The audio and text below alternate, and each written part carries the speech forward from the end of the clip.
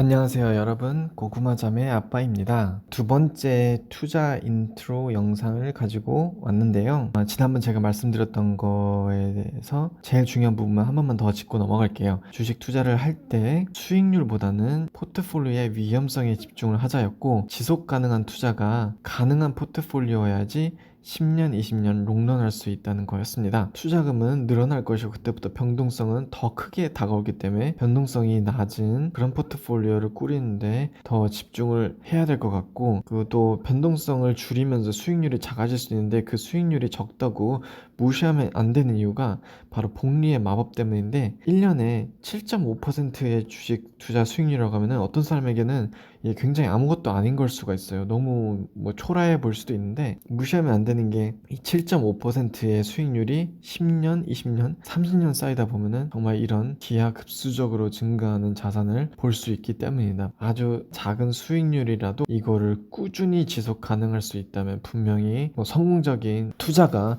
충분히 될 수 있다고 생각하는 게 제 논리입니다. 자, 그러면은 포트폴리오들을 소개해 보도록 할게요. 올웨더 포트폴리오가 중심을 이루고 있고, 그걸 제가 두 가지로 약간 세분화를 했어요, 저는. 그래서 하나는 올웨더 포트폴리오, 하나는 다이버시피케이션 포트폴리오라고 해서 이 올웨더를 좀 더 분산화한 포트폴리오입니다. 쉽게 말하면 올웨더 버전 1, 올웨더 버전 2라고 보시면 돼요. 이 두 개에 투자한 것이 저 투자금의 거의 90%이고, 나머지 10%를 제가 그 올웨더가 너무 심심한 투자이기 때문에 두 가지 포트폴리오를 운영하고 있는데, 이거는 뒤에서 간단히 설명을 해드릴게요. 자, 먼저 올웨더 포트폴리오 보면은 보시면은 지난번에 소개해드린 레이달리오 포트폴리오나 일반적으로 대중들에게 많이 소개된 올웨더 포트폴리오 같은 경우는 주식 35% 정도 수준, 그 다음에 채권 55% 정도의 수준, 그리고 나머지를 금이나 원자재로 채우는 게 이게 일반적인 비율이거든요. 근데 저는 아직 투자할 기간이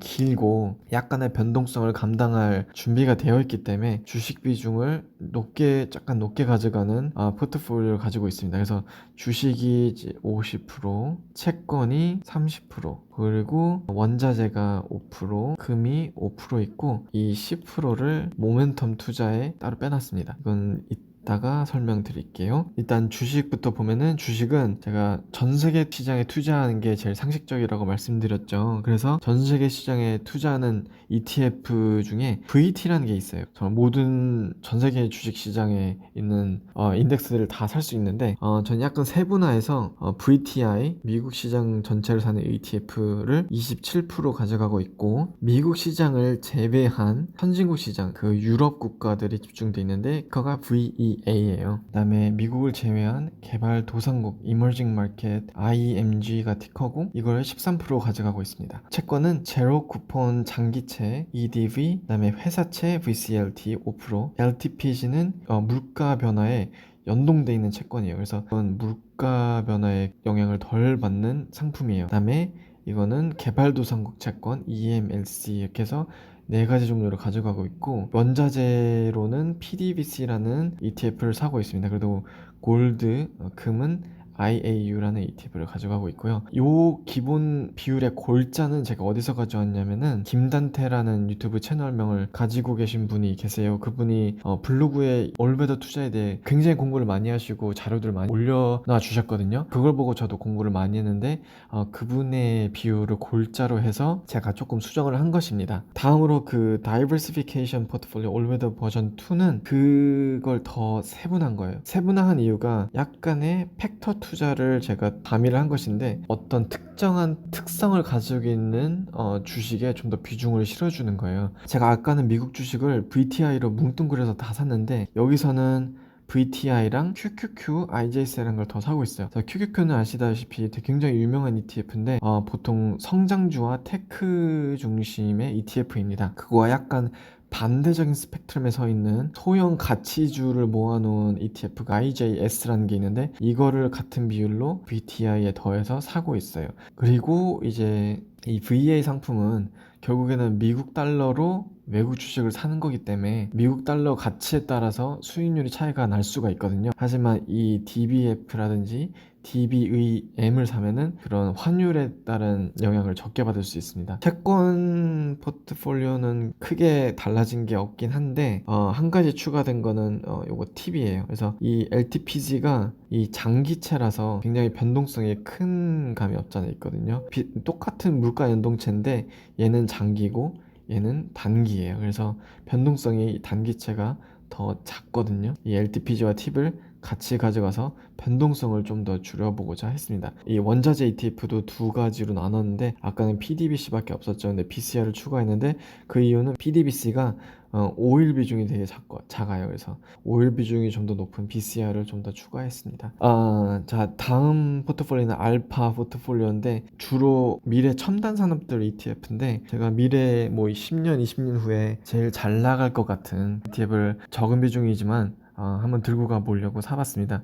뭐 여기 티커 써놨으니까 궁금하신 분들은 이 티커를 찾아보시면 이게 어떤 기업들을 모아놓은 ETF인가 감이 오실 거예요. 근데 대부분 다 미래 산업, 첨단 산업, 그 언택트 산업 이런 거에 비중을 둔 ETF들을 모아뒀는데 이런 알파 포트폴리오도 저도 가지고 있긴 합니다. 모멘텀 포트폴리오는 뭐냐면 잘 나가는 놈이 계속 잘 나갈 거라는 투자 방식입니다. 그래서 제가 어떤 걸 하냐면 자산분배 포트폴리오에 포함된 ETF들에다가 아까 알파 포트폴리오에 포함된 ETF들 그리고 제가 추가적으로 다른 자산군들 그리고 다른 섹터들을 대표하는 ETF를 다 모아서 한 74개를 골라놨어요. 그래서 엑셀 시트에 정리를 해놨는데 한 달마다 지난 한 달, 세 달, 6달의 과거 수익률을 평균 모멘텀 스코어를 냈어요. 그러니까 점수를 매기는 거죠. 점수를 매길 때 한 달 수익률은 1.5를 곱해주고 세 달 수익률은 그대로 가져가고 6개월간 수익률은 25%만 가져가면서 이 초정 점수를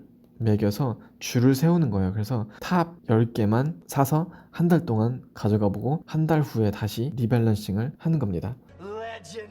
본격적으로 이 투자 수익률 트래킹을 하기 시작한 4월 중순부터 6월 말까지 정확히 말하면 4월 17일이에요. 여기서 벤치마크는 VT 전 세계 주식시장 지수고요. 저희 어베드 포트폴리오랑 이 다이버시피케이션 버전 2는 좀 지지부진한 모습을 보여주고 있는데 각각 3.95, 1.17%의 수익률이었습니다. 모멘텀 투자는 초반에는 잘 나가다가 6월 한 달 동안 좀 꼬꾸라져서 지금 현재 마이너스 수익률이고 알파 투자는 이 주식 100%였죠. 그 언택트 산업, 첨단 산업 포트폴리오 굉장히 잘 나갔었어요. 하지만 이번에 조정장에서 좀 타격을 받으면서 오히려 전체 인덱스보다 못한 모습을 보여주고 있습니다. 시기상조이지만 이 정도 결과를 가져오고 있고요. 제 향후 계획은 매 분기마다 영상을 업로드할 건데 그때마다 포트폴리오에 변화가 있으면 업데이트를 하고 분기면 3달이죠. 그 3달 동안의 수익률 변화를 계속 기록을 하면서 영상으로 제작해서 올리려고 합니다. 그래서 따라서 7, 8, 9월 동안의 투자를 거친 후에 10월 초쯤에 다시 투자 영상을 제작해서 올리도록 하겠습니다. 그동안 여러분들 모두 건강하시고 행복하시고 돈 많이 버시길 바라겠습니다. 감사합니다.